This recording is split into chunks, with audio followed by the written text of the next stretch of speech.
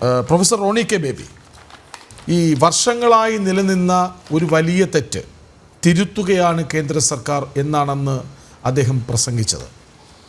അതായത് ഒരു തെറ്റ് തിരുത്താനുള്ളതല്ലേ, എല്ലാ തെറ്റുകളും അതേപടി തുടരണമെന്നാണോ നിങ്ങളുടെ രാഷ്ട്രീയം പറയുന്നത്? എനിക്ക് ഇവിടെ ബഹുമാനപ്പെട്ട ഫിലിപ്പ് ജോസഫ് അദ്ദേഹം സംസാരിച്ചപ്പോൾ സ്വാഭാവികമായിട്ടും നമുക്കൊന്നും ഇതിൻ്റെ അകത്തൊരു താല്പര്യമില്ല, ഞങ്ങളൊക്കെ വലിഞ്ഞു കയറി വന്നവരാണെന്ന രീതിയിലാണ് അദ്ദേഹം സംസാരിക്കുന്നത്. ഏക്കടെ അദ്ദേഹത്തിന്റെ ധാരണയോ തെറ്റിദ്ധാരണയോ മാറ്റാൻ വേണ്ടി ഞങ്ങൾ ആഗ്രഹിക്കുന്നില്ല. പക്ഷെ മുൻപത്ത് ഇതുമായി അഫക്ട് ചെയ്യുന്ന, ഞങ്ങൾ പറയുന്നത് കേൾക്കുവാനും വേണ്ടി ആഗ്രഹിക്കുന്ന ഒരുപാട് ആളുകളുണ്ട്.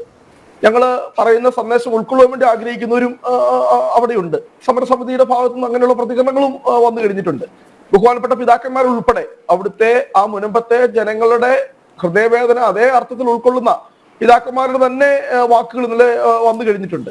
അപ്പോൾ ഞങ്ങൾ പറയുന്നത് നിങ്ങൾക്ക് പിതാക്കന്മാർക്കൊന്നും നഷ്ടപ്പെടാനില്ല സർ, പിതാക്കന്മാർക്കൊന്നും നഷ്ടപ്പെടാനില്ല. അല്ല, ഇവരെല്ലാം ഇതിന് ഈ സിസ്റ്റത്തിന്റെ ഭാഗമാണല്ലോ. അല്ലാതെ നിങ്ങൾ മാത്രം, നിങ്ങളെ 2-3 ആളുകൾ മാത്രമല്ലല്ലോ, എല്ലാവരോടും കൂടുന്നതാണല്ലോ ഒരു സിസ്റ്റം എന്ന് പറയുന്നത്. അവിടെ വേളാങ്കണ്ണി മാതാ പള്ളിയുടെ മുറ്റത്താണ് സമരം നടക്കുന്നത്. സ്വാഭാവികമായിട്ടും ആ രൂപതയുടെ അധ്യക്ഷൻ എന്ന നിലയിൽ അദ്ദേഹം പറയുന്ന അഭിപ്രായത്തിനും അത് നിങ്ങൾ ഉൾക്കൊള്ളാതിരിക്കുകയോ, പക്ഷെ അത് സ്വാഭാവികമായിട്ടും നമ്മൾ ചർച്ച ചെയ്യേണ്ടതുണ്ടെങ്കിൽ തീർച്ചയായും ചർച്ച ചെയ്യണം. പിന്നെ ഇവിടെ നമ്മൾ കിരൺ റിജിജുവിനെ ഒരുപാട് വാനോളം ഇവിടെ പുകഴ്ത്തിയ, പക്ഷെ നമ്മളൊരു കാര്യം മനസ്സിലാക്കണം, അദ്ദേഹം ബുദ്ധമത വിശ്വാസിയാണ്. ലോക എങ്ങുമുള്ള ബുദ്ധമത വിശ്വാസികളുടെ ഏറ്റവും വലിയ ആരാധനാ കേന്ദ്രമാണ് ഈ പറയുന്ന ബുദ്ധഗയ എന്ന് പറയുന്നത്. അവിടെ വലിയ സമരം നടക്കുകയാണ്. അവിടുത്തെ ഇന്ന് അദ്ദേഹം പറയുന്നു ഈ മതന്യൂനപക്ഷങ്ങളെല്ലാം ഞാൻ കൂട്ടി നിർത്തും. പക്ഷേ ഇന്ത്യയിലെ ഏറ്റവും പ്രധാനപ്പെട്ട മതന്യൂനപക്ഷങ്ങൾ ഒന്നായ ഒരു അന്യ നിന്നു പോകുന്നതിന്റെ പക്കം നിൽക്കുന്ന ആ ബുദ്ധമത വിശ്വാസികളുടെ ഒരു വലിയ സമരം നടന്നിട്ട് അവിടേക്കൊന്ന് തിരിഞ്ഞു നോക്കുവാനോ ആ പ്രശ്നം ഒന്ന് പരിഹരിക്കുവാനോ അദ്ദേഹത്തിന് കഴിയുന്നില്ല. ഇവിടെ കെവിൻ പീറ്റർ പറഞ്ഞു ഇത് ഈ പറയുന്ന മുനമ്പം, അവിടേക്ക് ഈ പറയുന്ന കിരൺ റിജിജു ഓടിയെത്തി എന്ന് പറയുന്നു. അപ്പോൾ മുനമ്പമാണത്ര ഏറ്റവും വലിയ വിഷയം. അപ്പോൾ നിങ്ങൾ ഇത്രയും നാൾ പറഞ്ഞ തിരുച്ചെന്തൂരിലൊക്കെ വിഷയം എന്തായിരുന്നു? നിങ്ങൾ പറഞ്ഞ തമിഴ്നാട്ടിലെ ഗ്രാമങ്ങൾ മുഴുവൻ വഖഫ് കൊണ്ടുപോയി, കർണാടകയിലെ ഗ്രാമങ്ങൾ മുഴുവൻ വഖഫ് കൊണ്ടുപോയി, ഉത്തരേന്ത്യ മുഴുവൻ വഖഫ് കൊണ്ടുപോയി.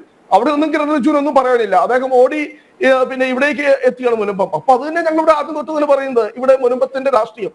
പിന്നെ ഇവിടെ രണ്ടുപേരും സൂചിപ്പിച്ചു ഇവിടുത്തെ പ്രതിപക്ഷം, അല്ലെങ്കിൽ ഇവിടെ പിന്നെ കെവിൻ ഉൾപ്പെടെ. എനിക്ക് പറയാൻ കൃത്യമായിട്ട് ഉണ്ട്. നിങ്ങൾ ഗോളാണെങ്കിലും അതിനും മറുപടി ഞാൻ പറഞ്ഞുകൊള്ളാം. പിന്നെ ഇവിടെ പറയുന്നു പ്രതിപക്ഷം നിഷ്ക്രിയമാണ്, പ്രതിപക്ഷം ഒന്നും ചെയ്യുന്നില്ല. കെവിൻ പീറ്റർ ഉൾപ്പെടെ, കെവിൻ പീറ്റർ ബിജെപിയുടെ പറയട്ടെ, കെവിൻ പീറ്റർ ബിജെപിയുടെ ഭാഗമാണെന്നൊന്നും ഞാൻ വിശ്വസിക്കുന്നില്ല. പക്ഷേ ഇവിടെ ബിജെപിയുടെ സംസ്ഥാന പ്രസിഡന്റ് ഏതാനും മണിക്കൂറുകൾക്ക് മുമ്പ് ഞാൻ നടത്തിയ ഒരു പ്രസ്താവനയോട് ഉല്ലാസ് ബാബു ആരും പ്രതികരിച്ചില്ല. എന്താണ് ബിജെപിയുടെ സംസ്ഥാന പ്രസിഡന്റ് പറഞ്ഞത്?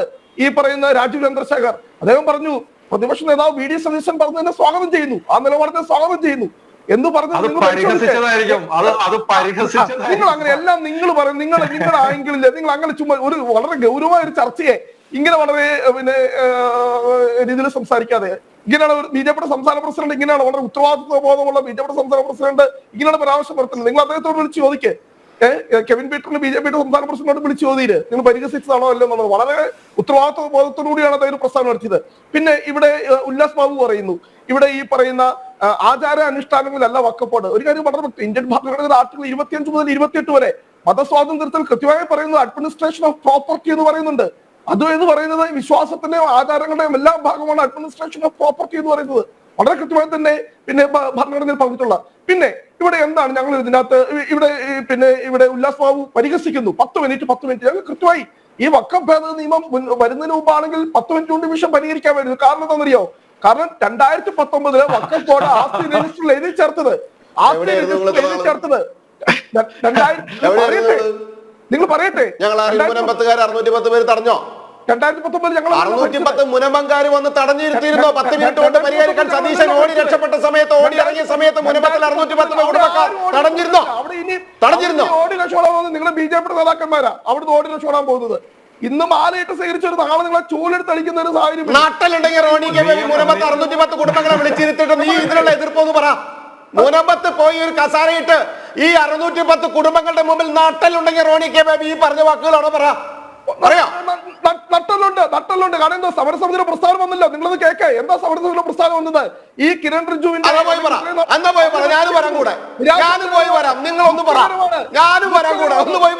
നിങ്ങൾ സമൂഹ മാധ്യമം, നിങ്ങൾ ചാനലിനെടുത്ത് നിങ്ങൾ നോക്ക്. ജനം ടി വി അല്ല, ഈ കേരളത്തിലെ പ്രധാനപ്പെട്ട മറ്റ്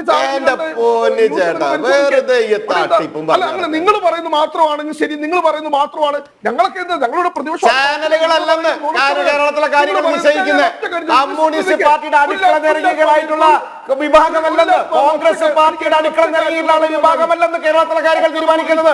നിയമം വഴിക്ക് അവർക്ക് കിട്ടേണ്ട ഭൂമി കിട്ടിയിരിക്കും. ആ ബില്ലിനെ കുറിച്ച് കൃത്യമായി കാര്യം ചർച്ച ചെയ്യേ.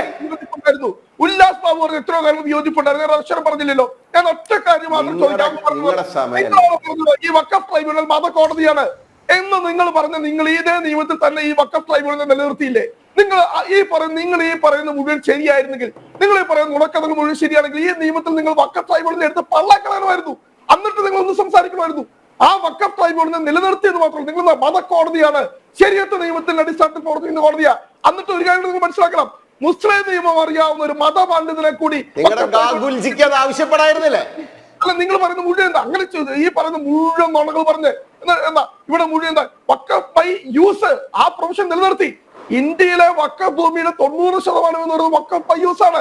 എന്നിട്ട് പറയുന്നത് എന്താ, രജിസ്റ്റർ ചെയ്തിരിക്കുന്ന വഖഫ് ബൈ യൂസ് ആണെങ്കിൽ അതിനകത്ത് ഒരു പ്രശ്നവുമില്ല, അത് നിലനിർത്താമെന്ന് പറഞ്ഞു. പിന്നെ ഒറ്റ കാര്യം ചോദിക്കട്ടെ, നിങ്ങൾ ഈ പറഞ്ഞ